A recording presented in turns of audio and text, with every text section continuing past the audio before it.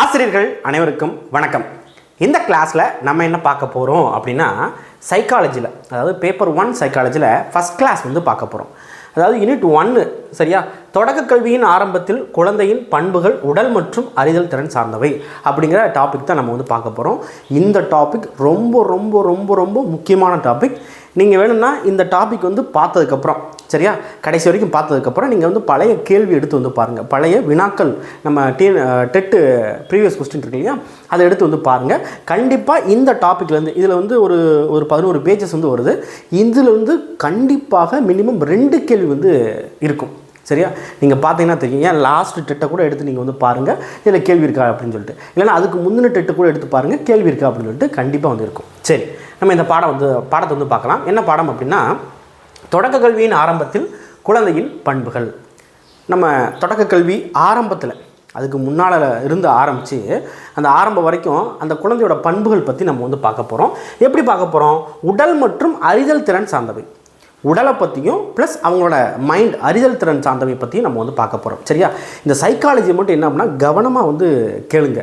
ஏன் அப்படின்னா ஒரு சில வார்த்தைகள் அப்படியே இதில் கேட்குறதுக்கு வாய்ப்பு வந்து இருக்குது. சரி, ஃபஸ்ட்டு என்ன பார்க்க போகிறோம் அப்படின்னா உடல் வளர்ச்சி. நார்மலாக உடல் வளர்ச்சினா என்ன? உடல் வந்து வளர்கிறது உடல் வளர்ச்சி, இது நம்மளுக்கு தெரியும். ஆனால் நம்ம படிக்கிறதன் அடிப்படையில் என்ன அப்படின்னா நம்ம உடலோட அடிப்படை அழகு என்ன அப்படின்னு கேட்பாங்க. நம்ம உடலோட அடிப்படை அழகு என்ன அப்படின்னா செல் அப்படிங்கிறது. என்ன சொல்லுவாங்க? செல் சரியா. ஏன்னா ரொம்ப குட்டியோண்டு இருக்கிறது தான் செல், நம்ம கண்ணுக்கு வந்து தெரியாது. இந்த செல் இருக்கு இல்லையா, இந்த செல் நிறையா சேர்ந்து என்னவா மாறும் அப்படின்னா திசு அப்படின்னு சொல்லுவாங்க. என்ன சொல்லுவாங்க? திசு அப்படின்னு சொல்லுவாங்க. இந்த திசு நிறையா சேருது அப்படின்னா உறுப்பாக வந்து மாறும் சரியா. நிறையா சேருது அப்படின்னா உறுப்பு. இப்போ தசை இருக்குது, கை இருக்குது, இது இருக்கு இல்லையா, இதெல்லாம் வந்து உறுப்பாக வந்து மாறும். இந்த உறுப்பு நிறையா சேருது அப்படின்னா உறுப்பு மண்டலம் அப்படின்னு சொல்லுவாங்க சரியா.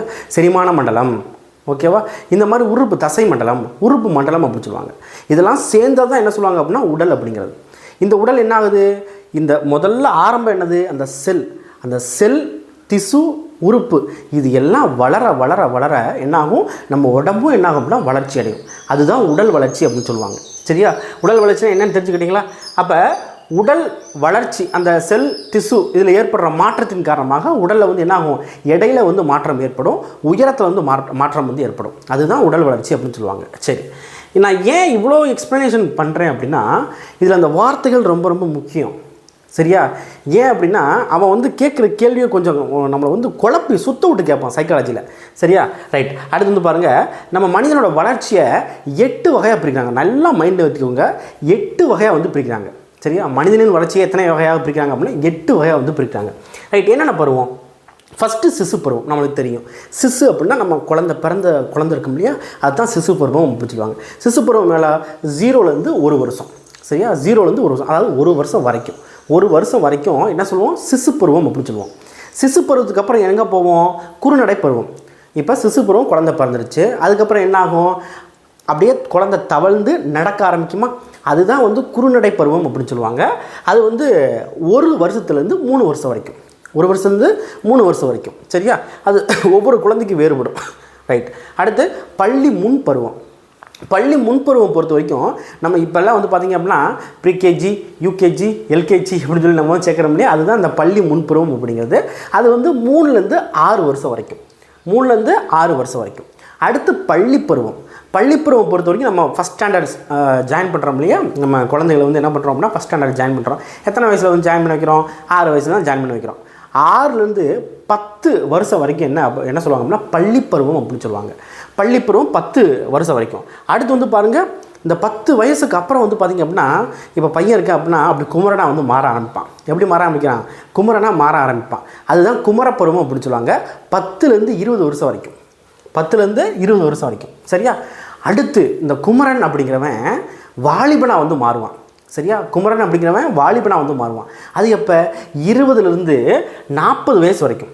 அப்போ 40 வயசு வரைக்கும் என்ன சொல்லுவாங்க? வாலிபர்னு தான் சொல்லுவாங்க. நியூஸ் வாசிக்கிறப்பெல்லாம் சொல்கிறாங்களா வாலிபர் அப்படின்னு சொல்லி சொல்கிறாங்களா? அது என்ன அப்படின்னா 20 வயசுலேருந்து 40 வயசு வரைக்கும் வாலிபர் தான் சரியா. அடுத்து வந்து பாருங்கள் 40லேருந்து 60 வயசு வரைக்கும். 40லேருந்து 60 வயசு வரைக்கும் என்ன சொல்லுவாங்க அப்படின்னா நீ வந்து வாலிப பருவமும் கிடையாது, முதுமை பருவமும் கிடையாது, ரெண்டுக்கும் இடையில் உள்ள பருவம். அதுதான் வந்து என்ன அப்படின்னா 40லேருந்து 60 வயசு வரைக்கும். 60 வயசுக்கு மேலே வந்து பார்த்திங்க அப்படின்னா முதுமை பருவம் அப்படிங்கிறது. அப்போ மொத்தம் எத்தனை வகையாக வந்து பிரிச்சிருக்காங்க? மனிதனோட வளர்ச்சியை 8 வகையாக வந்து பிரிக்கிறாங்க. என்னென்ன? ஃபஸ்ட்டு சிசு பருவம், ரெண்டாவது என்ன? குறுநடை பருவம், மூணாவது என்ன? பள்ளி முன்பருவம். என்னது? மூணாவது என்ன? பள்ளி முன்பருவம். அடுத்து என்ன? பள்ளி பருவம். பள்ளி பருவத்துக்கு என்ன? அடுத்து என்னது? குமரப்பருவம். பள்ளிக்கு அப்புறம் என்ன பண்ணுறான்? குமரன் ஆகிறான். குமரனுக்கு அப்புறம் என்ன பண்ணுவான்? வாலிபன் ஆகிறான். வாலிப பருவம். வாலிபத்துக்கு அப்புறம் என்ன வருது? வாலிப பருவத்துக்கும் முதுமை பருவத்துக்கும் இடைப்பட்ட பருவம். அதுக்கப்புறம் என்ன? முதுமை பருவம் அப்படிங்கிறது. சரியா? டோட்டலாக 8 வகை. ஒன்றும் இல்லைப்பா, ஒரு 2 டைமு திரும்ப திரும்ப திரும்ப சொல்லி பாருங்கள், வந்துடும். ஒரு விஷயமே வந்து கிடையாது. படிக்கிறது வந்து பார்த்திங்க அப்படின்னா நம்ம மக்களுக்கு வந்து டைம் கொடுத்து வந்து படிக்க மாட்டேங்கிறாங்க. அந்த டைம் கொடுத்து படிக்க கண்டிப்பாக வந்து வந்துடும். அடுத்து வந்து பாருங்கள், இந்த பருவங்களில் 3லேருந்து 6 வயசுக்குள்ளே நம்ம என்ன பண்ணுறோம் அப்படின்னா இந்த எல்கேஜி, யூகேஜி, ப்ரீகேஜிலாம் இருக்கு இல்லையா, அது வந்து குழந்தைகள் முன் மழலையர் கல்விக்கு வந்து யூஸ் பண்ணுறோம். 6லேருந்து 10 வயசு வரைக்கும் தொடக்கப்பள்ளியில் வந்து நம்ம வந்து படிக்கிறோம். இது நார்மலாக நமக்கு தெரிஞ்ச விஷயம் தான். இப்போ கவர்மெண்ட் பொறுத்த வரைக்கும் என்ன அப்படின்னா 14 வயசு வரைக்கும் ஃப்ரீயாக வந்து எஜுகேஷன் வந்து கொடுக்குறாங்க. என்ன கொடுக்குறாங்க? ஃப்ரீயாக வந்து எஜுகேஷன் வந்து கொடுக்குறாங்க. அதை சொல்லியிருக்காங்க. ஓகே, பாருங்கள், தொடக்க கல்வியோட ஆரம்பத்தில் குழந்தையோட உடல் வளர்ச்சி எப்படி இருக்கும் அப்படிங்கிறது. இந்த வரியை நல்லா வந்து பார்த்துக்கோங்க. இதில் கொடுத்துருக்குற இந்த பிடிஎஃப் கொடுக்குற எல்லா லைனும் ரொம்ப ரொம்ப ரொம்ப இம்பார்ட்டன்ட். சரியா? இப்போ வந்து பாருங்கள், தொடக்க கல்வியோட ஆரம்பத்தில் உடல் வளர்ச்சி எப்படி இருக்கும்? பிறந்த குழந்தை, நம்ம குழந்தை பிறக்க முடியாது, பிறந்த குழந்தையோட அளவு பொறுத்த வரைக்கும் சராசரியாக 50 சென்டிமீட்டர் இருக்கும். 50 சென்டிமீட்டர் என்னது? உயரம் 50 சென்டிமீட்டர் வந்து இருக்கும். அதுமாதிரி வெயிட் வந்து பார்த்திங்க அப்படின்னா சராசரியாக ஒரு 3 கிலோ வந்து இருக்கும். சரியா? சராசரியாக ஒரு 3 கிலோ வந்து இருக்கும். ஓகே, அதே மாதிரி நம்ம குழந்தையோட உடல் வளர்ச்சி எப்படி இருக்கும் அப்படின்னா தலையில் தொடங்கி அப்படியே பாதம் வரைக்கும் வந்து வரும். எங்கே தொடங்குது? அப்போ உருவாகுது என்னது? தலை தான் வந்து உருவாகுது. தலையில் தொடங்கி பாதம் வரைக்கும் வந்து வரும். அதேமாதிரி முதல்ல தலையில் தொடங்கி பாதம் வரைக்கும் வந்து வருது. அதுக்கப்புறம் தான் என்ன ஆகும் அப்படின்னா இந்த வெயிட் வந்து போடும். அதாவது இந்த அச்சிலிருந்து இந்த வெயிட் வந்து போடும். அதுதான் இங்கே சொல்லியிருப்பாங்க, உடலின் மைய அச்சிலிருந்து 2 ஓரங்களையும் நோக்கி வருகின்றது அப்படின்னு சொல்லியிருப்பாங்க. வெயிட் போடுறது முதல் என்ன ஆகுது? ஹைட்டு, அதுக்கப்புறம் வெயிட்டு. சரியா? அடுத்து குழந்தையோட எலும்பு வந்து பார்த்திங்க அப்படின்னா ஸ்ட்ராங்காக இருக்குமா? குழந்தையோட எலும்பு உறுதித்தன்மை அற்றது. சரியா? குழந்தையோட எலும்பு என்னது? உறுதித்தன்மை அற்றது. அடுத்து வந்து பாருங்கள், குழந்தையோட எலும்பு மண்டலம் இருக்கு இல்லையா, அது வந்து நெகிழ்வுத்தன்மை கொண்டது அப்படின்னு சொல்லுவாங்க. அதாவது உறுதித்தன்மை அப்படிங்கிறது வேறு, நெகிழ்வுத்தன்மை அப்படிங்கிறது வேறு. உறுதி அப்படின்னா சீக்கிரம் உடஞ்சி போகும், நெகிழ்வு அப்படின்னா அடுத்தடுத்து வளர்ச்சி அடையும். அதுதான் நெகிழ்வுத்தன்மை அப்படின்னு சொல்லுவாங்க. ரைட். குழந்தை பிறக்கிறப்பயே இந்த வரிலாம் ரொம்ப ரொம்ப முக்கியமான வரிகள்ப்பா. இதெல்லாம் நம்மளுக்கு வந்து எக்ஸாம்பிள் வந்து கேட்டிருக்காங்க. குழந்தை பிறக்கிறப்ப என்ன இருக்குது அப்படின்னா தசை நான்களோட பிறக்கு. தசை இருக்குல்ல, தசை, இந்த தசைக்குள்ள நான்கள் வந்து இருக்கும். நான்களோட வந்து என்ன பண்ணுறது அப்படின்னா குழந்தை வந்து பிறக்குது. சரி, அதே மாதிரி இப்போ சைக்காலஜி படிக்கிறப்ப நீங்கள் வந்து நிறையா இமேஜினேஷன் பண்ணி தான் வந்து படிக்கணும். ரைட். அடுத்து வந்து பாருங்கள், இந்த குழந்தை பிறக்கிறப்ப தசைநான் வந்து இருக்குது. அதுக்கப்புறம் வளர்ச்சி அடைய அந்த தசைநான்களும் என்ன பண்ணும் அப்படின்னா வளர்ச்சி வந்து அடையும். ரைட். இந்த வரியை வந்து நல்லா வந்து பாருங்கள். இது கொஷின் கேட்டுருக்காங்க. தொடக்க கல்வி பயில்றதுக்காக குழந்தைகள் வந்து பள்ளிக்கூடத்துக்கு போகிறாங்க அப்படின்னா அப்போ அவங்களோட நரம்பு மண்டலம் பொறுத்த வரைக்கும் கிட்டத்தட்ட 90% வளர்ச்சி அடைஞ்சிரும். எவ்வளோ? 90% வளர்ச்சி அடைஞ்சிரும். சரியா? இது முக்கியமான வரி. குழந்தை தொடக்க கல்வி பயில பள்ளிக்கு வர்றப்ப 90% என்னாகும் அப்படின்னா அவங்களோட நரம்பு மண்டலம் வளர்ச்சி அடைஞ்சிடும். சரியா? அதே மாதிரி பள்ளிக்கு வர்ற வரைக்கும் உடல் உறுப்புகள் இருக்கு இல்லையா, கிட்டத்தட்ட ஒரு 40% வளர்ச்சி வந்து அடைஞ்சிடும். உடல் உறுப்புகள், நரம்பு மண்டலம் அப்படிங்கிறது வேறு, உடல் உறுப்புகள் அப்படிங்கிறது வேறு. சரியா? ரைட். அதே மாதிரி பள்ளிப்பருவம் தொடங்கி நம்ம இதுக்கு முன்னால் 8 பருவம் பார்த்தோம் இல்லையா, 8 பருவம் பார்த்தோம் இல்லையா, அதில் பள்ளிப்பருவம் தொடங்கி குமரப்பருவம் வரைக்கும் அது தொடங்குற ஸ்டார்ட் ஆகிற வரைக்கும் தேக்க நிலை அப்படின்னு சொல்லுவாங்க. தேக்க நிலை அப்படின்னா அதாவது கூடவும் செய்யாது, குறையவும் செய்யாது, அப்படியே ஒரு லெவலில் வந்து போய்கிட்டு இருக்கும். அதுதான் தேக்க நிலை அப்படின்னு சொல்லுவாங்க. ஆனால் ஒன்ஸ் குமரப்பருவம் வந்துருச்சுன்னு வச்சுக்கோங்களேன், அதுக்கப்புறம் வளர்ச்சி வந்து பார்த்திங்கன்னா அபரிவிதமாக வந்து இருக்கும்.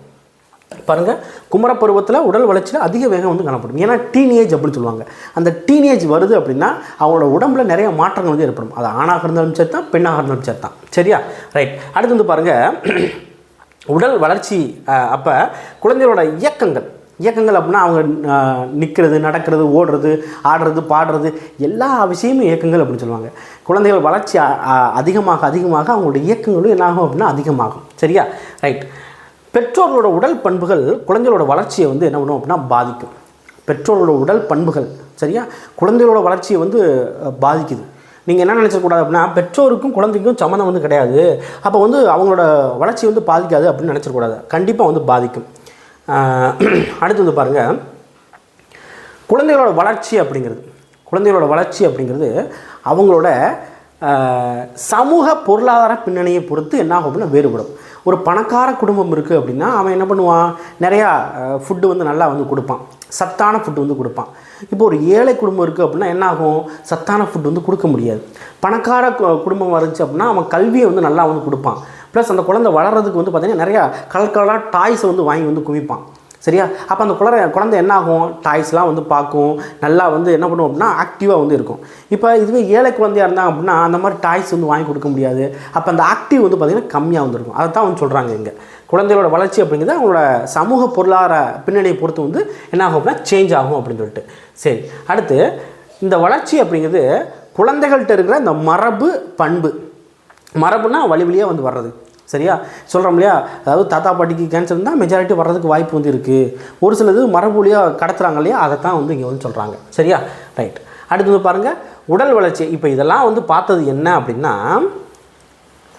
தொடக்க கல்வியில் ஆரம்பத்தில் அவங்களோட உடல் வளர்ச்சி எப்படி இருக்கும் அப்படின்னு சொல்லி பார்த்தோம். சரியா?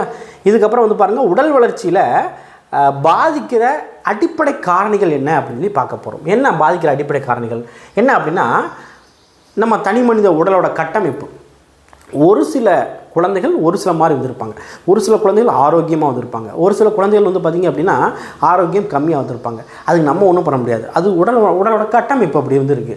அது சுற்றுப்புற சூழ்நிலை நம்ம சுற்றி இருக்கிற விஷயம். சரியா? நோய்களை ஏற்படுத்துகிற மாதிரி சுற்றுப்புற சூழ்நிலை இருந்துச்சுன்னா குழந்தை எப்படி வந்து வளர்கிறது வந்து கஷ்டம் இல்லையா? அதுதான் சொல்கிறாங்க. இதெல்லாம் வந்து பார்த்திங்கன்னா நம்ம உடல் வளர்ச்சியை பாதிக்கிற ஒரு அடிப்படை காரணி. அதே மாதிரி உடலோட கட்டமைப்பில் ரொம்ப முக்கியமான விஷயம் என்ன அப்படின்னா நாளமில்லா சுரப்பி. இந்த நாளமில்லா சுரப்பி மண்டலமும் நரம்பு மண்டலமும் என்ன ஆகுது அப்படின்னா முக்கியமான ஒன்று. இதில் ஏதாவது பிரச்சனை வந்துச்சு அப்படின்னா குழந்தை வளர்கிறதுல பிரச்சனை வந்து ஏற்படும். சரியா? ரைட். இந்த நாளமில்லா சுரப்பி அப்படின்னா என்னன்னு சொல்லி நான் சொல்கிறேன், இந்த ஆரம்பிக்கிறப்ப சொல்கிறேன். அதே மாதிரி இந்த ரெண்டும் நாளமில்லா சுரப்பியும் நரம்பு மண்டலமும் என்ன பண்ணுது அப்படின்னா ரெண்டும் சேர்ந்து செயல்பட்டு தான் ஆகணும். அப்படி செயல்பட்டால் நம்ம நல்லா பேச முடியும், நல்லா ஓட முடியும், நல்லா ஆட முடியும், நல்லா பாட முடியும். சரி, எல்லாமே வந்து பண்ண முடியும். அப்படி செயல்படலாம் அப்படின்னா பிரச்சனை. ரைட். இவங்க என்ன பண்ணுறாங்கன்னா உடலின் வளர்ச்சியை மாற்றத்துக்கு காரணமாக வந்து அமைகிறாங்க. யார் அமைகிறா? இந்த நாளமில்லா சுரப்பியும் நரம்பு மண்டலமும் அமைகிறாங்க. ரைட். அடுத்து வந்து பாருங்கள் நாளமில்லா சுரப்பிகளோட பங்கு. நம்மளோட உடம்பில் இந்த நாளமில்லா சுரப்பிகள் என்ன பண்ணுது அப்படின்னு சொல்லி நம்ம வந்து பார்க்க போகிறோம். முதல்ல சுரப்பியல் பொறுத்த வரைக்கும் நாளமுள்ள சுரப்பி, நாளமில்லா சுரப்பி அப்படின்னு சொல்லி சொல்லுவாங்க. நாளமுள்ள சுரப்பி அப்படின்னா நம்ம வாயில் உமிழ்நீர் இருக்கு இல்லையா, உமிழ்நீர் சுரக்கிறது வந்து பார்த்திங்க அப்படின்னா இந்த அன்னம் இருக்கு இல்லையா, இது வந்து ஒரு அன்னச்சுரப்பி அப்படின்னு சொல்லுவாங்க. இது நாளமுள்ள சுரப்பி. சரியா? நாளமுள்ள சுரப்பி. அதுமாதிரி வியர்வை சுரக்குதா, அது நாளமுள்ள சுரப்பி. சரியா? இப்போ நாளமில்லா சுரப்பி அப்படின்னா நம்ம உடம்புல வந்து பார்த்திங்க அப்படின்னா ஹார்மோனை சுரக்கும். எதை சுரக்குது? ஹார்மோனை சுரக்குது. அந்த ஹார்மோனை சுரக்கிறது தான் நாளமில்லா சுரப்பி அப்படின்னு சொல்லுவாங்க. இந்த நாளமில்லா சுரப்பி நிறையா ஹார்மோன் வந்து சுரக்குது. அதில் நம்மளுக்கு மெயினான ஹார்மோன் என்னவோ, குழந்தைகளோட வளர்ச்சிக்கு எல்லா ஹார்மோனும் தேவை தான். பட் இதில் நம்ம இந்த புக்கில் கொடுத்துருக்கிறத நம்ம வந்து பார்த்துக்குருவோம். சரியா?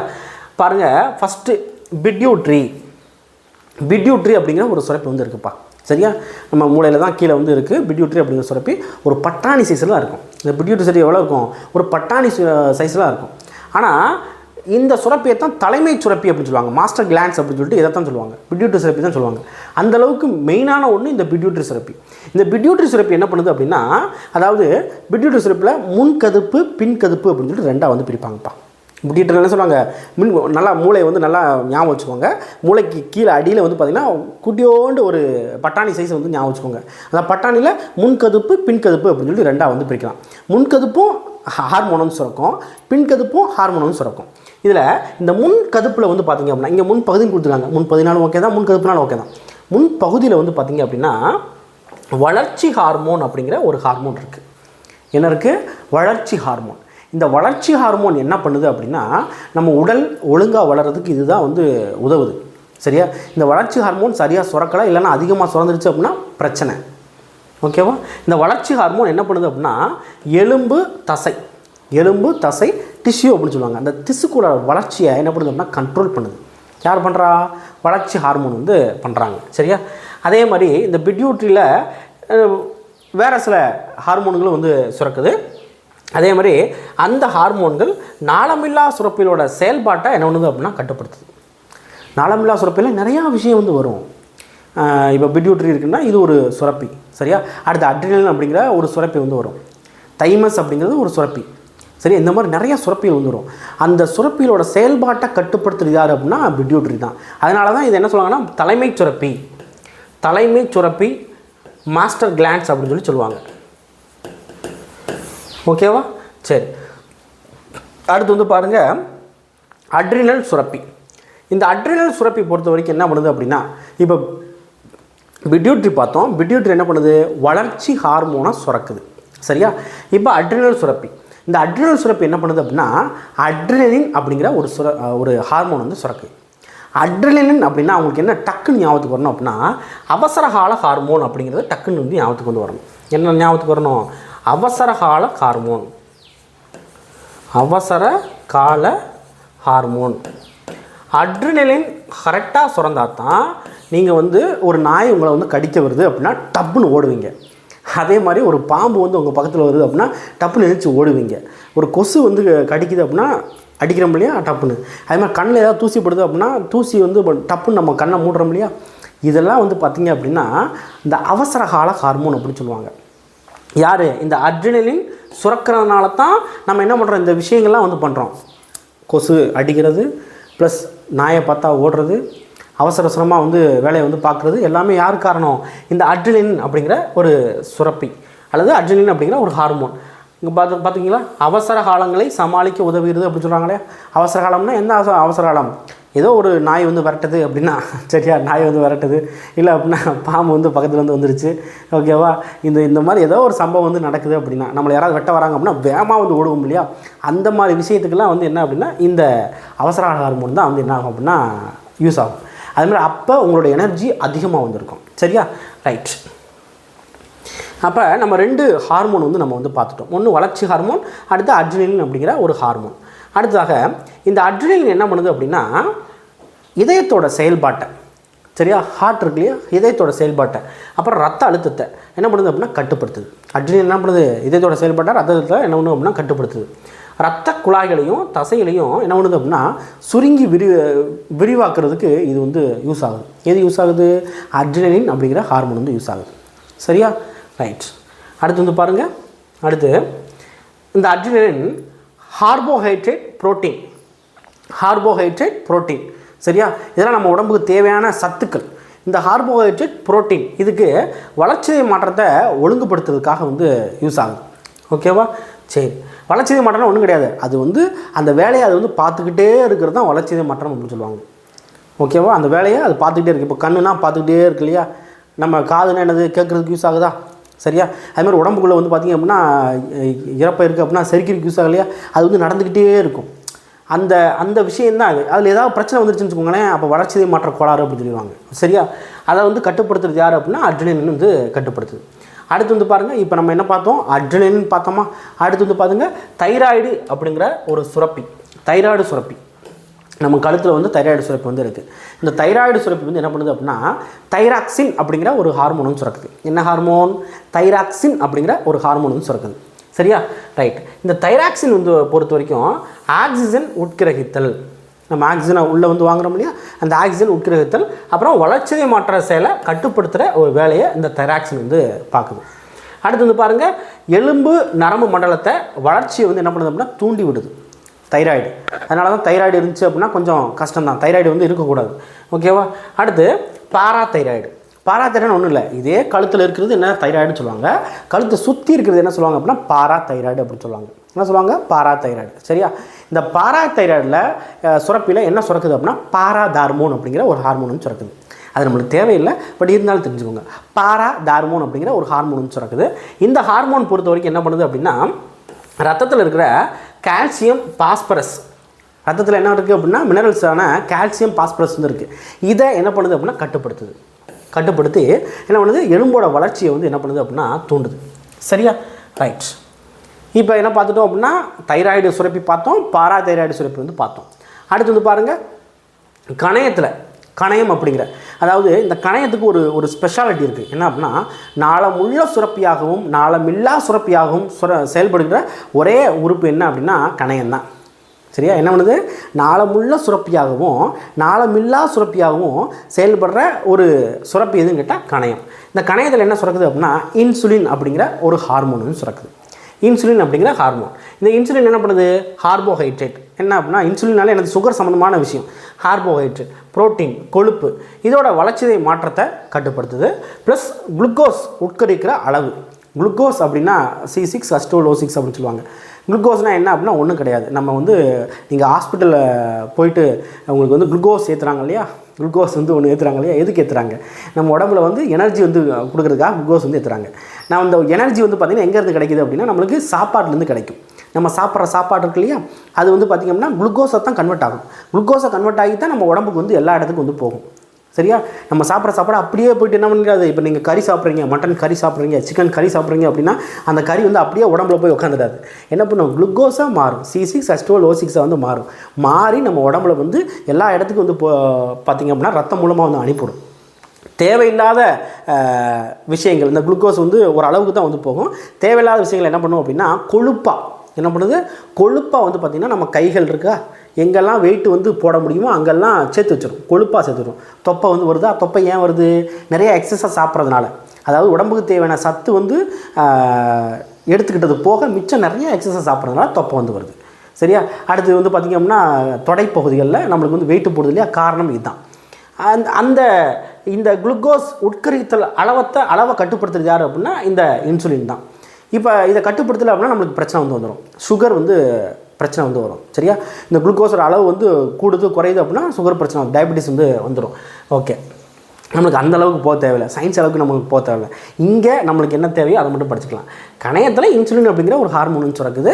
அது என்ன பண்ணுது அப்படின்னா இந்த இன்சுலின் கார்போஹைட்ரேட், புரோட்டீன், கொழுப்பு இதோட வளர்ச்சி மாற்றத்துக்கு வந்து யூஸ் ஆகுது. குளுக்கோஸ் உட்கரிக்கிறதுக்கு இது வந்து யூஸ் ஆகுது அப்படின்னு சொல்லி பார்த்துக்கலாம். அதுக்கு அடுத்து கொழுப்பு சேகரிக்கிறதுக்கு. கொழுப்புனா அவனுக்கு கிடையாது, சாப்பிட்ட சாப்பாடு வந்து எக்ஸஸாக இருக்கிறது தான் கொழுப்பு அப்படின்னு சொல்லுவாங்க. அது வந்து சேகரித்து வைக்கும். சரியா? ரைட். அடுத்து வந்து பாருங்கள் இந்த உடல் வளர்ச்சியில் காணப்படுற குறைபாடுகள். ஸோ குறைபாடுகள் பொறுத்த வரைக்கும் இப்போ நம்ம இவ்வளோ நேரம் வந்து ஹார்மோன்ஸ் வந்து பார்த்தோமா, இந்த ஹார்மோன்ஸில் ஏதாவது வந்து குறைபாடுகள் வருது அப்படின்னா நம்மளுக்கு உடலில் குறைபாடுகள் வந்து வர ஆரம்பிச்சிடும். அதுதான் உடல் வளர்ச்சியில் காணப்படுற குறைபாடுகள். சார் சைக்காலஜிக்கும் இந்த ஹார்மோன்ஸுக்கு என்ன சார் சம்மந்தம்? நம்ம சயின்ஸ் படிக்கிற மாதிரிலாம் படிச்சுக்கிட்டு இருக்கோம் அப்படின்னு சொல்லி உங்களுக்கு வந்து தோணும். பட் ஆனால் இது வந்து பேசிக் இது வந்து கண்டிப்பாக தெரிஞ்சே ஆகணும். சரியா? நம்மளுக்கு கேள்விகள் வந்து இதில் வந்து கேள்வி கேட்குறாங்க, நிறைய கேள்வி கேட்குறாங்க. ஓகே, உடல் வளர்ச்சியை பொறுத்த வரைக்கும் ஹார்மோன்கள் இப்போ பார்த்தோமா, அந்த சுரப்பிலேருந்து நாளமில்லா சுரப்பிலேருந்து சுரக்கிற அந்த ஹார்மோன்கள் ஒன்று தேவைக்கு அதிகமாகவோ இல்லைன்னா தேவைக்கு கம்மியாகவோ சுரக்குது அப்படின்னா பிரச்சனை வந்து வரும். அதுதான் வந்து நம்ம உடல் வளர்ச்சியில் குறைபாடுகள் ஏற்படுறதுக்கு காரணம். ஃபஸ்ட்டு வந்து பாருங்கள் வளர்ச்சி ஹார்மோன் உடனே வந்து ஞாபகத்துக்கணும். எங்கேருந்து நம்ம வந்து இந்த வளர்ச்சி ஹார்மோன் உருவாகுது? பிட்யூட்ரி சுரப்பிலேருந்து உருவாகுது வளர்ச்சி ஹார்மோன் அப்படிங்கிறது. இந்த வளர்ச்சி ஹார்மோன் வந்து பார்த்திங்க அப்படின்னா அளவுக்கு அதிகமாக சுரந்துருச்சு அப்படின்னா குண்டாயிருவாங்க. சரியா? வளர்ச்சி ஹார்மோன் அதிகமாக சுரந்துச்சு அப்படின்னா எப்படி இருப்பாங்க? குண்டாயிருவாங்க. அசாதாரண அளவில் வந்து உடல் பருமன் வந்து ஏற்படும். சரியா? ரைட். இப்போ நம்ம சாப்பிட்றதுனால வந்து நம்ம குண்டாகிறதுங்கிறது வேறு. சரியா? இப்போ இந்த ஹார்மோன் சேஞ்சஸ்னால குண்டானா வந்து குறைக்கவே முடியாது, ரொம்ப கஷ்டம். சரியா? இப்போ என்ன அது வளர்ச்சி ஹார்மோன் அளவுக்கு அதிகமாக சுரந்தது அப்படின்னா அசாதாரண உடல் பருமன் வந்து ஏற்படும். ஜெய்ஜாண்டிசம் அப்படின்னு சொல்லுவாங்க. ஓகேவா? அடுத்து வந்து பாருங்கள் இதே வளர்ச்சி ஹார்மோன் கம்மியாக வந்து சுரக்குது அப்படின்னா, இதே வளர்ச்சி ஹார்மோன் எப்படி ரொம்ப கம்மியாக சுரக்குது அப்படின்னா டுவார்ஃபிசம், அதாவது குள்ளத்தன்மை அப்படின்னு சொல்லுவாங்க. குள்ளத்தன்மை வந்து ஏற்படும். குள்ளத்தன்மைனா ரொம்ப குள்ளமாக வந்துருப்பாங்க. உடலும் வந்து பார்த்திங்கன்னா குட்டியோண்டு வந்து இருக்கும். சரியா? ரைட். அடுத்து தைராக்சின். ஸோ தைராக்சின் அப்படிங்கிறது தைராய்டு சுரப்பி வந்து சுரக்குது. இந்த தைராக்சின் பொறுத்த வரைக்கும் என்ன அப்படின்னா குறைவாக சுரக்குது அப்படின்னா என்ன ஏற்படும் அப்படின்னா கிரிட்டினிசம் ஏற்படும். தைராக்சின் வந்து குறைவாக சுரக்குது அப்படின்னா கிரிட்டினிசம் வந்து ஏற்படும். இந்த கிரிட்டினிசம் பொறுத்த வரைக்கும் என்ன அப்படின்னா அது வந்து மூளை குறைபாடு அப்படின்னு சொல்லுவாங்க இல்லையா, மூளை குறைபாடு ஏற்படுற மாதிரி அதுதான் வந்து கிரிட்டினிசம் அப்படின்னு சொல்லுவாங்க. இப்போ கிரிட்டினிசம் உடைய குழந்தைகள் எப்படி இருப்பாங்க அப்படின்னா மைய நரம்பு மண்டலத்தோட வளர்ச்சியில் குறைபாடு வந்து இருக்கும். அதுமாதிரி உடல் மற்றும் செயல்பாடுகளில் மந்தமாக வந்து இருப்பாங்க. அதுதான் வந்து கிரிட்டினிசம் அப்படின்னு சொல்லுவாங்க. சரியா? ரைட். அடுத்து இதே தைராக்சின் அதிகமாக சுரக்குது அப்படின்னா நல்லா பார்க்கணும். தைராக்சின் குறைவாக சுரந்துச்சு அப்படின்னா கிரிட்டினிசம் வந்து ஏற்படுது. தைராக்சின் அதிகமாக வந்து சுரக்குது அப்படின்னா இந்த முன்கழுத்து கழலை அப்படின்னு சொல்லுவாங்க. என்ன சொல்லுவாங்க? முன்கழுத்து கழலை. இந்த முன்கழுத்து கழலை வந்து ஏற்படும். இந்த முன்கழுத்து கலலை ஏற்படுது அப்படின்னா பெண்களுக்கு பிரச்சனை வந்து ஏற்படும். சரி, அது நம்மளுக்கு வேண்டாம்.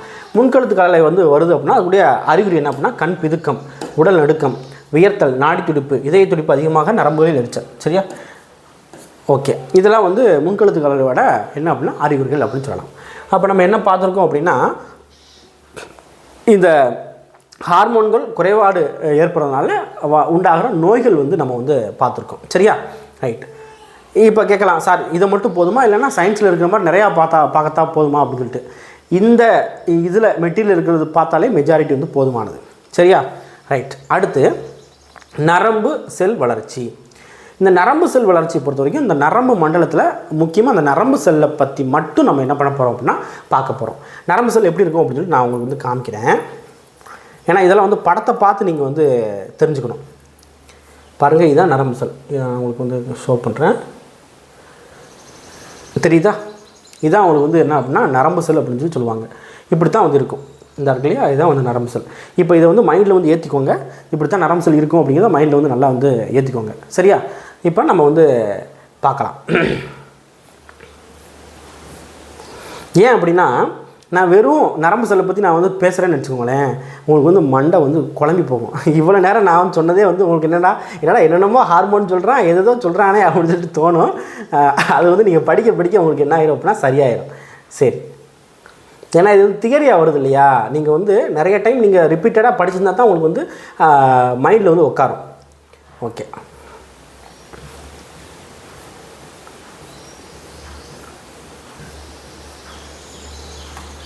ஓகே. நரம்பு மண்டலத்தோட அடிப்படை அழகு என்ன அப்படின்னா நியூரான் அப்படின்னு சொல்லுவாங்க. அதுக்கு பேர் என்ன சொல்கிறாங்க அப்படின்னா நியூரான் அப்படின்னு சொல்லி சொல்லுவாங்க. நியூரான் இல்லைனா நரம்பு செல் அப்படின்னு சொல்லுவாங்க. நியூரான் இல்லைனா என்ன சொல்லுவாங்க, நரம்பு செல் அப்படின்னு சொல்லி சொல்லுவாங்க. ஆனால் இதுதான் முக்கியம், நியூரான் அப்படிங்கிறது முக்கியம். நான் சொல்கிற விஷயங்களை நல்லா வந்து மைண்டில் வந்து ஏற்றிக்கோங்கன்னு சொல்லி நான் திரும்ப திரும்ப சொல்கிறேன். கண்டிப்பாக எக்ஸாமில் போயிட்டு நீங்கள் வந்து யோசிப்பீங்க, இந்த ஆள் அன்னைக்கே சொன்னால் இதை பற்றி, அப்போவே நான் வந்து மண்டைக்குள்ளே ஏற்றாம விட்டேன் அப்படின்னு சொல்லி நினைப்பீங்க. ரைட்டு.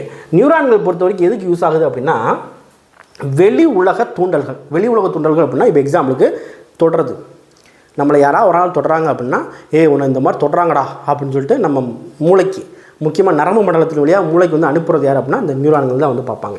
சரியா? வெளி உலக தூண்டல்களை மைய நரம்பு மண்டலத்துக்கு எடுத்து சொல்கிறதுக்கும் அல்லது எடுத்து செல்றதுக்கும் மைய நரம்பு மண்டலத்திலேருந்து கட்டளைகளை உடம்புல உள்ள எல்லா உறுப்புகளுக்கும் கொண்டு போகிறதுக்கும் எது யூஸ் ஆகுது அப்படின்னா நியூரான் அப்படிங்கிறது யூஸ் ஆகுது. சரியா? இப்போ ஒன்றும் இல்லைப்பா, ஒருத்தவனை தொடுறான் அப்படின்னா உன்னை தொடுறான்டா, உடனே கையை வந்து எடுறா அப்படின்னு சொல்கிறோம் இல்லையா? அப்போ அது வந்து நம்ம வந்து மற்றவங்க சொல்லுவாங்களா, நம்ம மூளை வந்து நம்மளுக்கு வந்து கட்டளை வந்து கொடுக்கும். சரியா? அதை நரம்பு மண்டலம் ஆக்டிவேட் வந்து பண்ணும். அப்போ நியூரான் தான் என்ன பண்ணுது அப்படின்னா நம்ம வந்து இப்போ தொடுறோம் அப்படின்னா அந்த இடத்துல நியூரான் தான் வந்து வேலையை வந்து பார்க்கும். இந்த மாதிரி ஒருத்தர் வந்து தொடுறான், உனக்கு வந்து எங்கே கொண்டு போகுது, மைய நரம்புலேருந்து கொண்டு போகும், மைய நரம்புலேருந்து மூளைக்கு வந்து கொண்டு போகும், மூளையிலேருந்து ஒரு ஆர்டர் வந்து வருதுன்னு வச்சுக்கோங்களேன். ஆர்டர்னால் எப்படி சொல்லலாம் அப்படின்னா உடனே கையெடு அப்படின்னு சொல்லிட்டு ஆர்டர் வருது. அப்போ அங்கேருந்து மைய நரம்புலேருந்து வந்து மைய நரம்புலேருந்து எல்லா உறுப்புகளுக்கு வந்து போகும். சரியா? அதுதான் இங்கே வந்து விஷயம் வந்து நடக்கும். சரி, இதுக்கு யார் யூஸ் ஆகிறா? இந்த நரம்பு செல்லான நியூரான் வந்து யூஸ் ஆகுறாங்க. சரியா? ரைட். அடுத்து நார்மலாக இது யார் அப்படின்னா நியூரான்கள் நரம்பு மண்டலத்துக்கு ஒரு புரோக்கர்னால் தகவல் தொடர்பு வந்து ஏற்படுத்துறது யார் அப்படின்னா இந்த நியூரான் தான். சரியா? நியூரான்கள் பொறுத்தவரைக்கும் எப்படி இருக்குது அப்படின்னா 1 மில்லிமீட்டருக்கும் குறைவாக வந்து நீளம் வந்து இருக்கும். எவ்வளோ இருக்கும்? 1 மில்லிமீட்டருக்கு குறைவாக வந்து நீளம் வந்து இருக்கும். அதே மாதிரி சில அடி வரைக்கும் இது நீளம் வந்து இருக்கும்.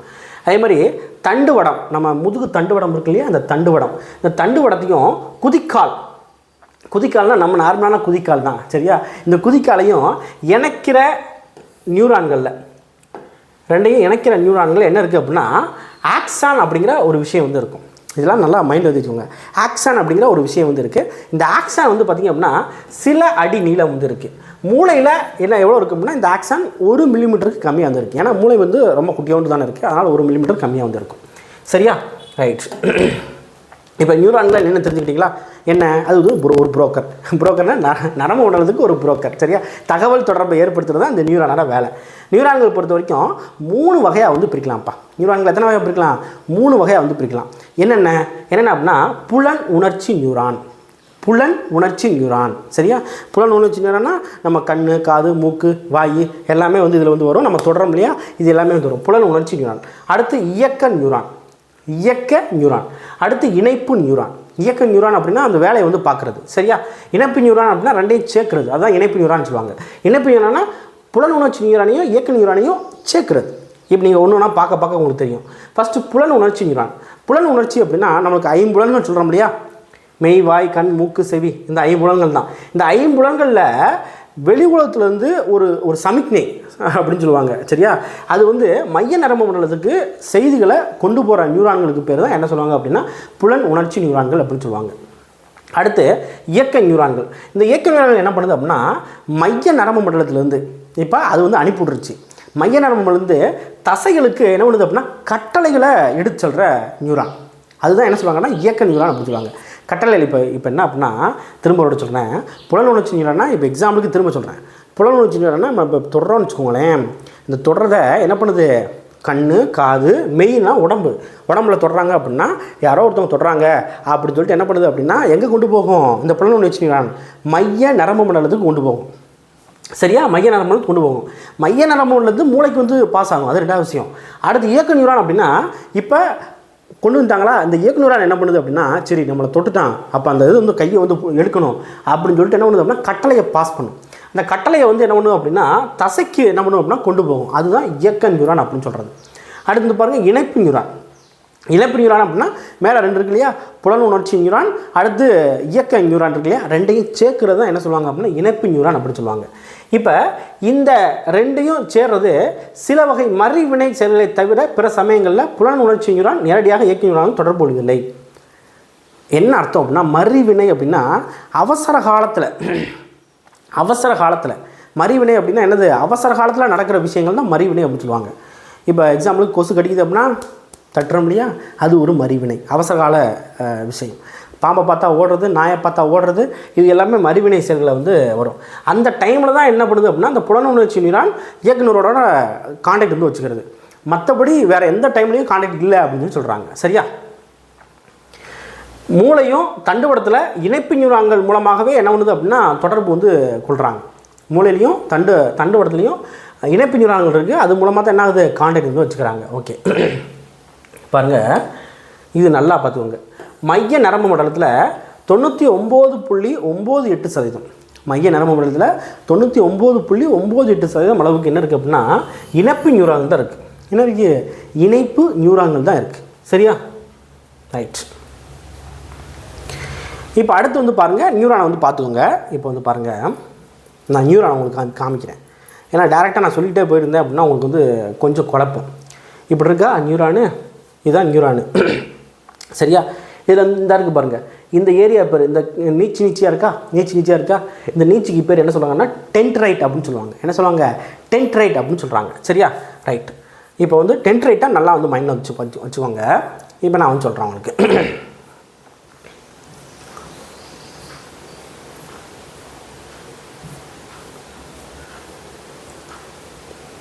ஓகே, தூண்டல்களை பெற நியூரானோட பாகம். இப்போ நியூரான் இருக்குது அப்படின்னா அந்த நீச்சியாக இருக்கு இல்லையா, அதுதான் டென்ட்ரைட் சொல்கிறாங்க. சரியா? நியூரானுங்க போது மொத்தமாக வந்து சொல்கிறோம். நியூரானில் எது தூண்டல்களை பெறுது, யாராவது தொட்டாங்க அப்படின்னா அந்த தூண்டலை வந்து பெறுது யார் அப்படின்னா டென்ட்ரைட் அப்படிங்கிற ஒரு பாகம். சரியா? என்னது, டென்ட்ரைட் அப்படிங்கிற ஒரு பாகம். டென்ட்ரைட்டு நான் படத்தில் காமிச்சோம்னா நல்லா வந்து மைண்ட் வச்சுக்கோங்க. இது என்ன பண்ணுது அப்படின்னா நியூரானோட உடல் பகுதியிலேருந்து பல நீட்சிகளாக காணப்படுது. என்ன பண்ணுது, நீட்சிகளாக வந்து என்ன பண்ணுது அப்படின்னா காணப்படுது. சரியா? அது மாதிரி நியூரானோட உடல் பகுதிக்கு என்ன பேர் அப்படின்னா சோமா அப்படிங்கிறது பேர். நல்லா மைண்டில் வச்சுக்கோங்க. நம்ம என்ன பார்த்தோம், இப்படி இருக்கிறத பார்த்தோமா, இப்படி பார்த்தோமா, இதில் இந்த இருக்கு இல்லையா, இதுதான் வந்து நியூரானோட உடல் பகுதி. இதுக்கு பேர் என்ன சொல்கிறாங்க அப்படின்னா சோமா அப்படின்னு சொல்கிறாங்க. சோமானா என்ன, நியூரானோட உடல் பகுதிக்கு பேர் சோமா அப்படிங்கிறது. சரியா? அதே மாதிரி இப்போ நியூரானில் தூண்டல்களை பெற பகுதிக்கு பேர் என்னது, டென்டிரைட். என்ன சொல்லுவாங்க, டென்டிரைட் அப்படின்னு சொல்லுவாங்க. சரியா? அதே மாதிரி இப்போ நியூரான் இருக்கா, இப்போ உடல் பகுதி இருக்குது, சோமான்னு சொல்கிறாங்க. அந்த சோமாவில் என்ன இருக்குது அப்படின்னா உட்கரு இருக்குது. சரியா? உடல் பகுதியில் சோமாவில் என்ன இருக்குது, உட்கரு இருக்குது, சைட்டோபிளாசம் இருக்குது. ஓகேவா? உட்கருன்னா நம்ம மஞ்சக்கரு, முட்டையில் மஞ்சக்கரு இருக்குல்லையே, அதே மாதிரி வந்து இருக்கும். சைட்டோபிளாசம்னா முட்டையில் வந்து வெள்ளைக்கரு இருக்கு இல்லையா, அதே மாதிரி வந்து இருக்கும். அதுதான் வந்து உட்கரு சைட்டோபிளாசம் அப்படின்னு சொல்லுவாங்க. அடுத்து வந்து பாருங்கள் ஆக்சான் அப்படிங்கிறது. இந்த ஆக்சான் பொறுத்த வரைக்கும் என்ன பண்ணுது அப்படின்னா, சரியா, இப்போ பாருங்கள் படத்தில் காமிச்சிடுறேன், அப்படின்னா தான் உங்களுக்கு வந்து புரியும். இந்த இருக்கு இல்லையா, இதுதான் ஆக்சான் அப்படின்னு சொல்லுவாங்க. இந்த இருக்கு இல்லையா, இந்த பகுதி தான் ஆக்சான் அப்படின்னு சொல்லுவாங்க. இதை நம்ம என்ன சொல்கிறோம், மொத்தமாக வந்து என்ன சொல்கிறோம் அப்படின்னா நியூரான் அப்படின்னு சொல்லுவோம். சரியா, இதில் இந்த பிளேஸு டென்ட்ரைட்டு, இந்த பிளேஸ் என்ன சொல்லுவாங்க அப்படின்னா ஆக்சான் அப்படின்னு சொல்லி சொல்கிறாங்க. ஓகே, இப்போ இந்த ஆக்சானை மைண்டில் வந்து வச்சுக்கோங்க. அடுத்து நான் வந்து சொல்கிறேன்.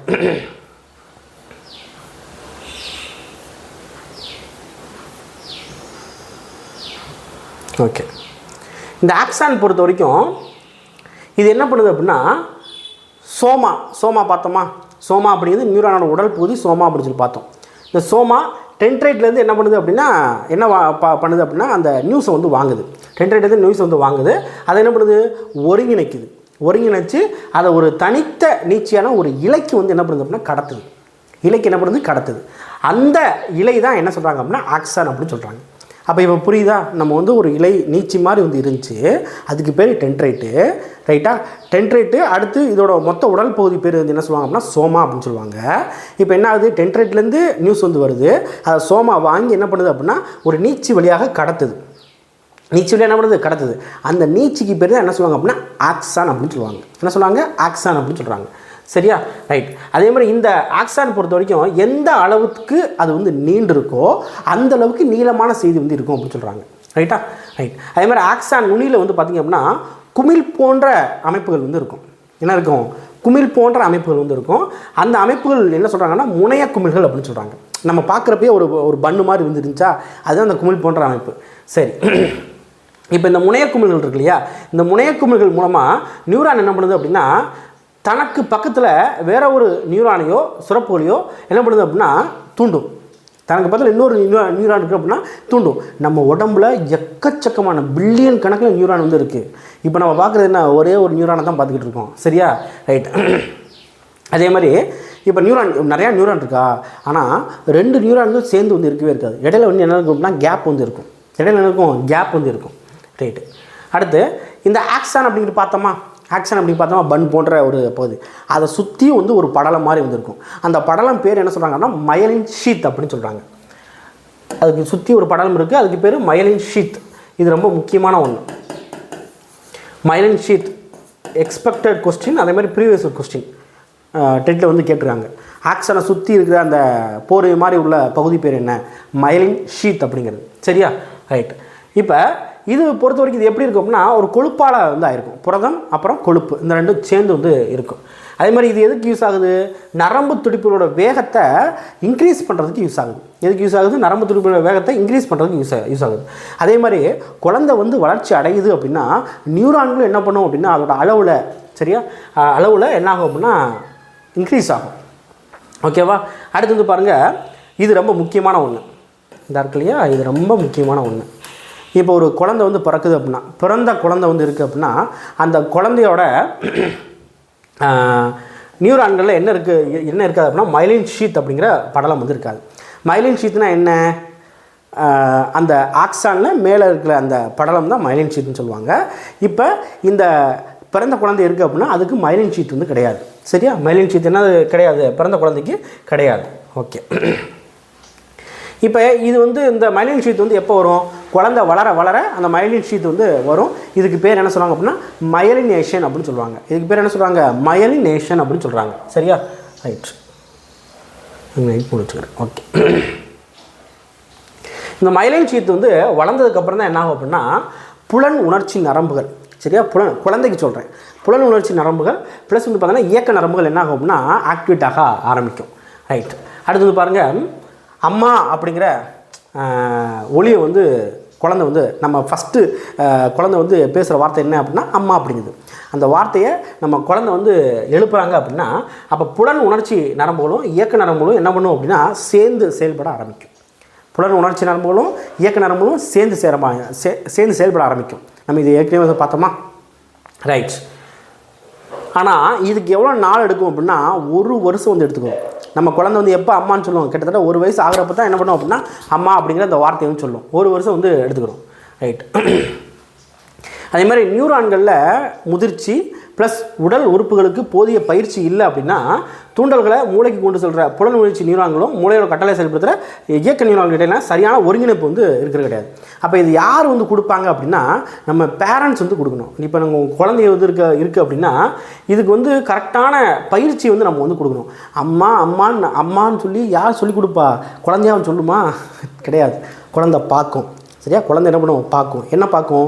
நம்ம அம்மா அப்படின்னு சொல்லிட்டு வாயை வந்து நம்ம வந்து உச்சரிப்போம் இல்லையா, அது அப்படியே கேட்கும். பார்க்கும் ப்ளஸ் கேட்கும். அது அப்படியே குழந்தைக்கு வந்து என்ன ஆகும் அப்படின்னா மூளைக்கு வந்து போகும். அப்போ என்ன ஆகும்? நம்மளை மாதிரியே, அதாவது அம்மா எப்படி சொல்கிறாங்கன்னு வச்சுக்கோங்க, அம்மாவை மாதிரியே குழந்தையும் வந்து என்ன பண்ணுவோம் அப்படின்னா அம்மா அப்படின்னு சொல்லிட்டு சொல்ல ஆரம்பிக்கும். சரியா? நம்ம முக பாவனை செய்கிறோம் அப்படின்னா அதே மாதிரி குழந்தையும் செய்யும். சரியா? நம்ம செய்கிறத வச்சு தான் குழந்தை வந்து அப்படியே காப்பி பண்ணி பேஸ் பண்ணும். சரியா? அதுதான் இங்கே வந்து சொல்கிறாங்க. இப்போ இந்த பயிற்சி இது வந்து யார் கொடுக்கணும்? அம்மா தான் கொடுக்கணும். இந்த பயிற்சி கொடுக்கலன்னு வச்சுக்கோங்களேன், இந்த நியூரான்கள் வந்து சரியாக வந்து வேலை பார்க்காது அப்படின்னு சொல்கிறாங்க. பயிற்சி வந்து கண்டிப்பாக வந்து கொடுக்கணும். சரியா? ரைட். அடுத்து இப்போ நம்ம என்ன பார்த்துட்டோம் அப்படின்னா இந்த நியூரான்கள் பற்றி நம்ம வந்து ஓரளவுக்கு வந்து பார்த்துட்டோம். நியூரான்கள் பற்றி இந்த அளவுக்கு நம்ம இந்த மெட்டீரியல் கொடுத்த அளவுக்கு வந்து தெரிஞ்சுக்கோங்க. இன்னமும் நம்ம டெப்த்தாக போகணும்னு வச்சுக்கோங்களேன், சயின்ஸாக வந்து மாறிடும். சரியா? எனக்கு நடத்துறதுக்கு ஒன்றும் பிரச்சனை கிடையாது, நான் நடத்திட்டே வந்து இருப்பேன். ஆனால் நீங்கள் வந்து படிக்கணும் இல்லையா? அதனால் நம்மளுக்கு என்ன எக்ஸாம் பாயிண்ட் ஆஃப் தேவையோ அதை நான் வந்து நடத்திடுறேன். சரி, இப்போ நம்ம என்ன பண்ணிட்டோம் அப்படின்னா இந்த நரம்பு மண்டலம் பற்றி ஓரளவுக்கு வந்து பார்த்துட்டோம். அடுத்து என்ன இருக்குது அப்படின்னா குறியீட்டு சிந்தனையும் தர்க்கமுறை சிந்தனையும் எல்லையும் அப்படிங்கிறது. குறியீட்டு சிந்தனை இதுக்கப்புறம் நம்ம வந்து நார்மலாக நம்ம ப்ராக்டிக்கல் லைஃப்பில் வர்றதா வந்து நடக்கும். அதனால் வந்து கொடுத்துடலாம். ஃபஸ்ட்டு குறியீட்டு சிந்தனை. குறியீட்டு சிந்தனை என்ன? குறியீடு அப்படின்னா சிம்பிள். குறியீடுனா என்னது? சிம்பாலிசம். குறியீடு அப்படிங்கிறது ஒன்றும் கிடையாது. இப்போ நம்ம வந்து ஒரு குழந்தை இருக்குது அப்படின்னா அந்த குழந்தைக்கு நம்ம வந்து இன்னும் சும்மா சோறு பொங்கி குழம்பு காய்ச்சி விளாட்றாங்க பார்த்துருக்கீங்களா? நம்ம குழந்தை வந்து என்ன பண்ணுவாங்க அப்படின்னா அப்போ அந்த சோறு அப்படின்னு சொல்லி என்ன பண்ணுவாங்க அப்படின்னா சும்மா ஒரு கையை வச்சு என்ன பண்ணுவாங்க அப்படின்னா எடுத்து கொடுப்பாங்க. அப்போ என்ன பண்ணுது அப்படின்னா அந்த குழந்தை குறியீடாக என்ன பண்ணுது? சோறு அப்படின்னு சும்மா வந்து வைக்கிறது. அதுக்கு பேர் தான் குறியீடு. அப்படின்னு அந்த குழந்தை வந்து என்ன பண்ணுது அப்படின்னா அசியூம் பண்ணிக்கிறது. சரியா?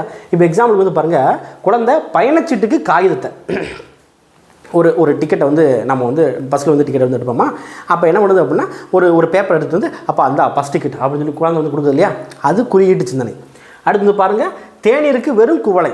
இப்போ டீ நம்ம வந்து குடிச்சிட்டு இருப்போமா, அப்போ என்ன பண்ணுவோம் அப்படின்னா குழந்தை வந்து வெறும் காப்பி வந்து குடிக்கும். இல்லைனா வெறும் தட்டெடுத்து வந்து நான் சோறு சாப்பிட்றேன், பூவா சாப்பிட்றேன் அப்படின்னு சொல்லும் இல்லையா? அதுதான் வந்து என்ன அப்படின்னா அது வந்து என்ன பண்ணுறது? அசியூம் பண்ணிக்கிறது. அதுக்கு பேர் தான் குறியீட்டு சிந்தனை அப்படின்னு சொல்லுவாங்க. இது எக்ஸாம்பிள் எப்படி கேட்பாங்க தெரியுமா? குழந்தை பயணச்சீட்டுக்கு காகிதத்தையும் தேநீருக்கு வெறும் குவளையும் பிரதியீடு செய்வது என்னது அப்படின்னு கேட்பான். உனக்கு ஆப்ஷனில் வந்து என்ன பண்ணுவான் அப்படின்னா குறியீட்டு சிந்தனை, தர்க்கமுறை சிந்தனை நிறையா வந்து வச்சுருவான். உங்களை குழப்பறதுனே வந்து வச்சுருவான். அப்போ என்ன அப்படின்னா இது வந்து குறியீடை வந்து குறிக்குது. அதனால் என்ன அப்படின்னா குறியீட்டு சிந்தனை அப்படின்னு சொல்லுவாங்க. சரியா? ரைட். இப்போ குறியீட்டு சிந்தனை அப்படின்னா என்ன? குழந்தைகள் தாங்கள் புரிந்து கொண்ட வார்த்தைகள், எண்கள், உருவம் இதை உள்ளத்தில் மனசுக்குள்ளே உபயோகப்படுத்துகிறாங்க அப்படின்னா அதுக்கு பேர் தான் குறியீட்டு சிந்தனை அப்படின்னு சொல்லுவாங்க. குறியீட்டு சிந்தனையோட தன்மை என்ன ஆகும் அப்படின்னா குறியீட்டு சிந்தனை எடுத்தோடனே வளர்ச்சி வந்து கொடுத்துருமா அப்படின்னு கேட்டால் கிடையாது. அது என்ன ஆகும் அப்படின்னா குழந்தை பருவம் வரைக்கும் முழுமை வந்து அடையாது. குறியீடுகளை புரிஞ்சுக்கிறது அப்படிங்கிறது படிப்படியாக நடக்கும். சரியா? சரி, அடுத்து வந்து பாருங்கள், இப்போ தொலைக்காட்சியை குழந்தைகள் வந்து பார்க்குறாங்க அப்படின்னா அதில் இருக்கிறது வெறும் பிம்பங்கள் தான் அப்படின்னு சொல்லிட்டு குழந்தைக்கு தெரியாது. நம்மளுக்கு தெரியும், குழந்தைக்கு தெரியுமா? தெரியாது. ரைட். புலன் உணர்ச்சி இல்லைன்னா செயல் குறிப்பு இல்லாமல் மனதளவில் நடைபெறுவது குறியீட்டு சிந்தனையோட தன்மை. இப்போ இந்த விஷயமும் ரெண்டு சேம் தான். இந்த வார்த்தையும் ரெண்டும் சேம் தான். ஆனால் வித்தியாசமாக கொடுத்துருக்காங்க நம்மளுக்கு. ஏன்னா அந்த தியரியாக வந்து கேள்வி வந்து கேட்டிருப்பாங்க. இப்போ அதனால தான் இந்த மாதிரி இருந்ததுன்றது. எக்ஸாம்பிளுக்கு வந்து பாருங்கள், ஐஸ்கிரீம். இப்போ ஐஸ்கிரீமை என்னைக்கா ஒரு நாள் அந்த குழந்தை வந்து ஜஸ்ட்டு நாக்கில் வந்து டேஸ்ட் பண்ணியிருக்கோம், அதை வந்து பார்த்துருக்கோம். அதை பார்த்துட்டு திரும்ப ஒரு நாள் என்ன பண்ணுவோம், அம்மா எனக்கு ஐஸ்கிரீம் வேணும் அப்படின்னு கேட்கும். சரியா? அது ஒரு குறியீட்டு சிந்தனை. எதையுமே காமிச்சிருக்க மாட்டாங்க, ஆனால் திரும்ப ஞாபகப்படுத்தி என்ன பண்ணுவோம் அப்படின்னா குழந்தை வந்து கேட்கும். சரியா? அதுக்கு பேர் தான் என்ன சொல்லுவாங்க அப்படின்னா குறியீட்டு சிந்தனை அப்படின்னு சொல்லி சொல்லுவாங்க. ஓகே, அடுத்து வந்து பாருங்கள், அடுத்து வந்து மருத்துவர் போல ஒரு டாக்டர் வந்து இருக்காங்க அப்படின்னா என்ன பண்ணுவாங்க, அந்த ஸ்டெதஸ்கோப்பை வச்சு அப்படியே செய்கிறாங்க இல்லையா, குழந்தை வந்து செய்யும் இல்லையா, அது ஒரு குறியீட்டு சிந்தனை. அடுத்து பேருந்து வண்டி ஓட்டுறது ட்ருன்னு வண்டி ஓட்டுறோமா சரியா, குழந்தையாகவே மாறிடுங்க. அந்த மாதிரி உருவப்படுத்தி கொண்டு விளையாடுறது என்ன அப்படின்னா அது ஒரு குறியீட்டு சிந்தனை அப்படின்னு சொல்லுவாங்க சரியா. அடுத்து தர்க்க முறை சிந்தனை. தர்க்க முறை சிந்தனை ஒன்றும் கிடையாது, குறியீட்டு சிந்தனையோட அடுத்த கட்ட வளர்ச்சி தர்க்க முறை சிந்தனை அப்படின்னு சொல்லுவாங்க. என்ன அப்படின்னா இந்த குறியீடுகளில் வரிசை தொடரை ஏற்படுத்துறது. இப்போ ஒன்றும் வந்து கிடையாது, எப்படி சொல்லலாம் அப்படின்னா ஏ பியை விட உயரமானவர், பி சியை விட உயரமானவர், சி டியை விட உயரமானவர், இப்படி வந்து நம்மளுக்கு வந்து கொடுப்பாங்க. ஒன்றும் இல்லைப்பா, தர்க்கம்னா என்ன, ரீசனிங். நம்ம வந்து மேக்ஸ் வந்து படிக்கிறீங்க இல்லையா, ரீசனிங் அப்படிங்கிற ஒரு இது அதுதான் இங்கே வந்து வரும். ஆனால் குழந்தைகளுக்கு தர்க்க முறை சிந்தனை அப்படிங்கிறது ஃபுல் அண்ட் ஃபுல் வந்து வந்துடாது. ஏன்னா நம்மளுக்கே தர்க்க முறை சிந்தனை வந்து கிடையாது. ரீசனிங் டெக்னாலஜி வந்து நம்மளுக்கு வந்து இருக்கா, ரீசனிங் நாலேஜ் வந்து இருக்கா, இல்லை நம்ம யோசிக்க மாட்டோம்ல. அப்போ குழந்தைகளுக்கு வந்து என்ன அப்படின்னா அது வந்து எடுத்தோடனே வந்து வரதாது, போக போக வரும். பாருங்கள், பியாஜே அப்படிங்கிற ஒருத்தர், மெஜாரிட்டி இந்த குழந்தைகள் பற்றி வர்றப்ப பியாஜே அப்படிங்கிற ஒரு அறிஞர் தான் வருவார். இன்னொருத்தர் எரிக்சன் அப்படிங்கிற ஒருத்தர் வந்து வருவார் சரியா. இந்த பியாஜே என்ன சொல்கிறார் அப்படின்னா இந்த தர்க்கமுறை சிந்தனை அப்படிங்கிறது 7-8 வருஷத்தில் என்ன பண்ணும் அப்படின்னா இந்த கம்பேர் பண்ணி பார்க்குறது, தொடர்பு படுத்தி பார்க்குறது அப்படிங்கிறது வரும் அப்படின்னு சொல்லி பியாஜே வந்து சொல்கிறாரு சரியா. அடுத்து இடைவெளி தர்க்க சிந்தனை. இடைவெளி தர்க்க சிந்தனை அப்படின்னா ஒரு குழந்தை 19 மாதங்களில், எத்தனை மாதம், 19 மாதங்களில் ஒரு படம் அப்படிங்கிறது ஒரு பொருளோட குறியீடு அப்படின்னு சொல்லி புரிஞ்சுக்கிறது. ஒரு படம் அப்படிங்கிறது ஒரு பொருளோட குறியீடு அப்படிங்கிறது புரிஞ்சுக்கிறது. இப்போ டிவியில் வந்து உள்ள ஒரு மனுஷன் இருக்கான் அப்படின்னா அந்த மனுஷன் அப்படிங்கிறது அந்த பொருளோட ஒரு பிம்பம் தான் அப்படின்னு சொல்லிட்டு புரிஞ்சுக்கிறது 19 மாதம் வந்து ஆகும். அதே மாதிரி இப்போ அந்த குழந்தைகிட்ட போயிட்டு இப்போ என்ன அப்படின்னா ஒரு பொம்மையை வந்து கையில் கொடுக்குறீங்க, குழந்தை இருக்குது, உனக்கு பொட்டு எங்கே வைக்கணும் அப்படின்னு கேட்டால் என்ன பண்ணணும் அப்படின்னா, அதாவது குழந்தைக்கு, அதாவது இந்த பொம்மைக்கு வந்து பொட்டு எங்கே வைக்கணும்னு கேட்டால் குழந்தை என்ன பண்ணும் அப்படின்னா அதோட நெத்தியை வந்து காமிக்கும். இதுதான் வந்து இந்த இடைவெளி சிந்தனை அப்படிங்கிறது. என்ன அப்படின்னா அந்த பொம்மைக்கும் நமக்கும் உள்ள அந்த இடைவெளி இருக்கு இல்லையா, அதை புரிஞ்சிக்காமல் வந்து குழந்தை வந்து நடக்கும். அதுதான் இடைவெளி சிந்தனை அப்படிங்கிறது. ஓகே, அடுத்து காரண காரிய தர்க்க சிந்தனை. காரண காரிய தர்க்க சிந்தனை அதாவது வினைக்கும் பயனுக்கும் இடையே உள்ள காரண காரிய தொடர்பை சிறு குழந்தைகள் வந்து தெரிஞ்சிருந்தாலும் 2 ஆண்டுகள் வரைக்கும் இந்த காரண காரிய தர்க்க சிந்தனை வந்து முடிவு வந்து கிடையாது, அதாவது வளர்ச்சி வந்து கிடையாது. அதாவது ஒன்றும் இல்லைப்பா, அது வந்து என்ன பண்ணுவோம் அப்படின்னா குழந்தை வந்து என்ன பண்ணுவோம் அப்படின்னா நம்ம தான் வந்து இந்த விஷயத்துக்கு நம்ம தான் காரணம் போல் அப்படின்ட்டு அவங்களே வந்து என்ன பண்ணிக்கிடுவாங்க அப்படின்னா யோசிச்சுக்கிடுவாங்க. இப்போ வீட்டில் வந்து யாருக்காவது உடம்பு சரியில்லை அப்படின்னா அதுக்கு நம்ம தான் காரணம் போல் அப்படின்னு நினச்சிக்கிடுவாங்க சரியா. இல்லை அப்படின்னா சும்மா வந்து உங்கள் மேலே ஒரு எத்திடுறாங்கன்னு வச்சுக்கோங்களேன். அப்போ திடீர்னு உங்களுக்கு வந்து உடம்பு சரியில்லாமல் போகுது, அப்போ நம்ம எத்தனை தான் காரணம் போல் அப்படின்னு குழந்தை வந்து நினச்சிக்கணும் சரியா. அதே மாதிரி இந்த டைமில் இந்த காரண காரிய தர்க்க சிந்தனையில் நிறைய கேள்விகள் வந்து வரும். ஏன்ப்பா வந்து கோல்கேட் வெள்ளையாக இருக்குது சரியா, ஏன் மரத்தில் இலையெல்லாம் நிறையா வந்து இருக்குது, இந்த மாதிரி கேள்விகளை வந்து என்ன பண்ணுவோம் அப்படின்னா குழந்தை வந்து கேட்கும். அதுதான் இந்த காரண காரிய தர்க்க சிந்தனை அப்படின்னு சொல்லுவாங்க சரியா. ரைட், அடுத்து அடையாளம் கண்டுகொள்ளுதலும் வகைப்பாடு செயலுமான தர்க்க சிந்தனை. இதில் வந்து பார்த்திங்க அப்படின்னா எதெல்லாம் சாப்பிடணும் எதெல்லாம் சாப்பிடக்கூடாது சரியா, தீனா சுடும், இந்த மாதிரி விஷயங்களை இந்த டைமில் வந்து என்ன பண்ணிக்கிறோம் அப்படின்னா குழந்தை வந்து கற்றுக்கிறோம். அதுதான் வந்து என்ன சொல்லுவாங்க அப்படின்னா அடையாளம் கண்டுகொள்வதும் வகைப்பாடு செய்யலுமான தர்க்க சிந்தனை அப்படின்னு சொல்லி சொல்லுவாங்க சரியா.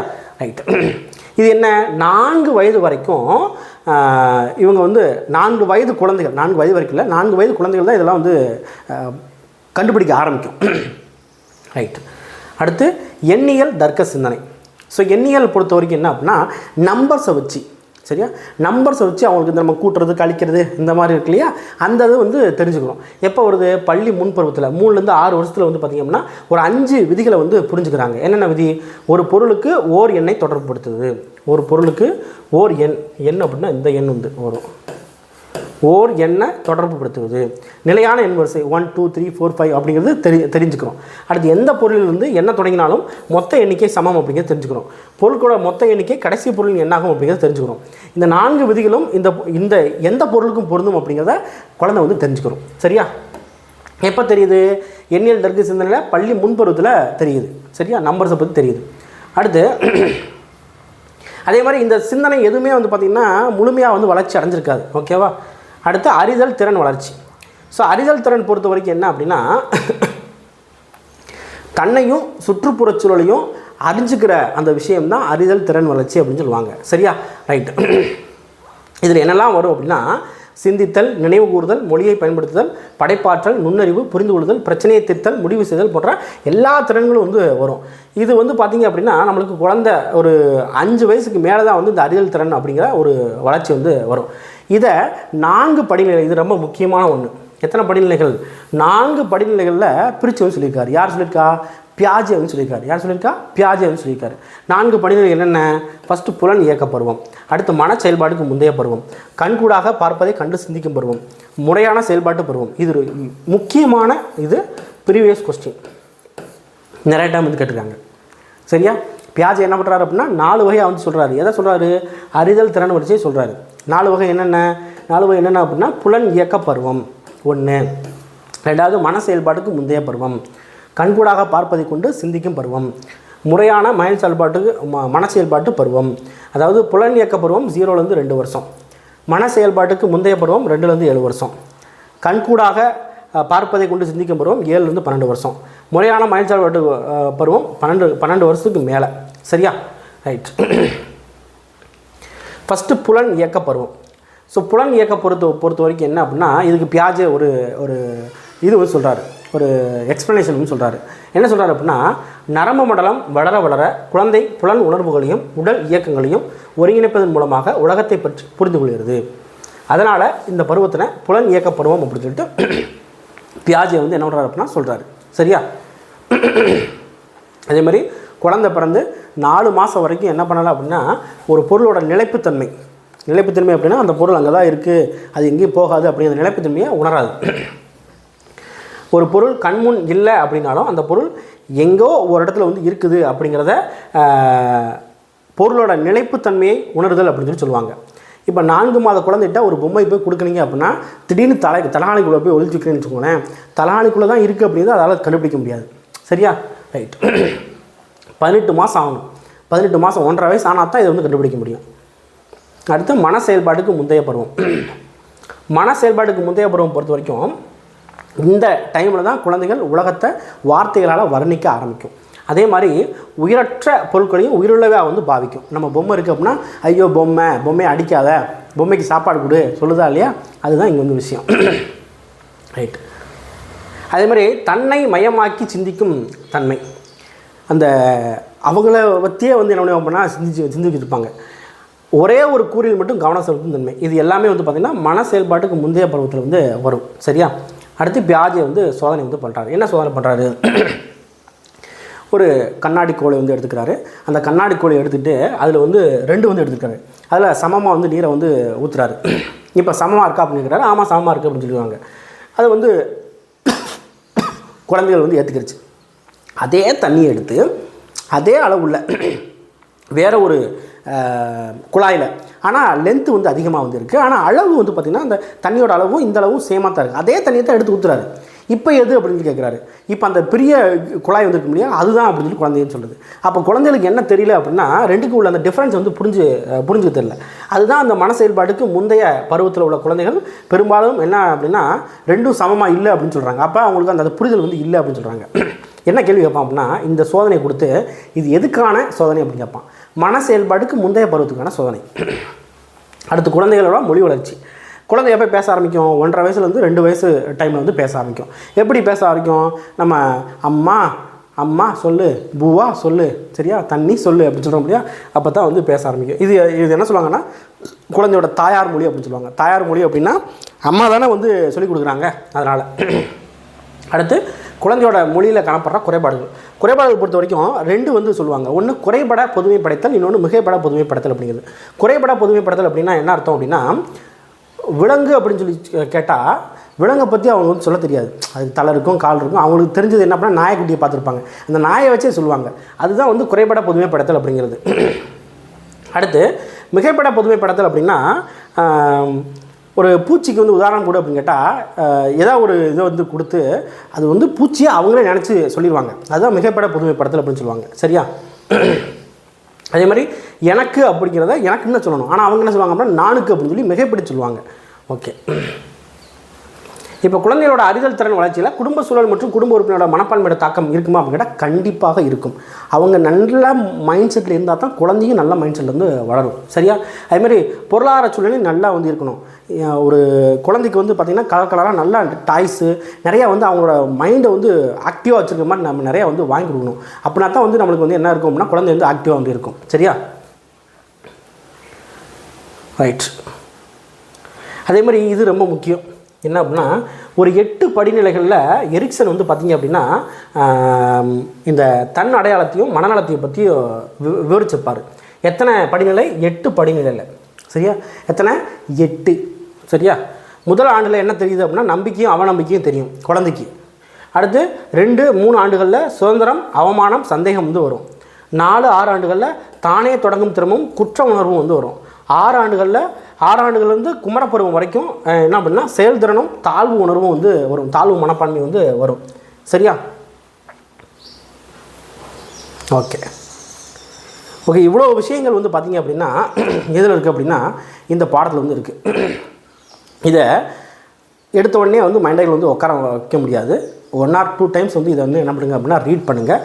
கண்டிப்பாக இந்த பாடம் வந்து ரொம்ப ரொம்ப முக்கியமான பாடம். கண்டிப்பாக இதில் கேள்விகள் கேட்பார்கள். அடித்து சொல்கிறேன். சரியா? கேட்பாங்க.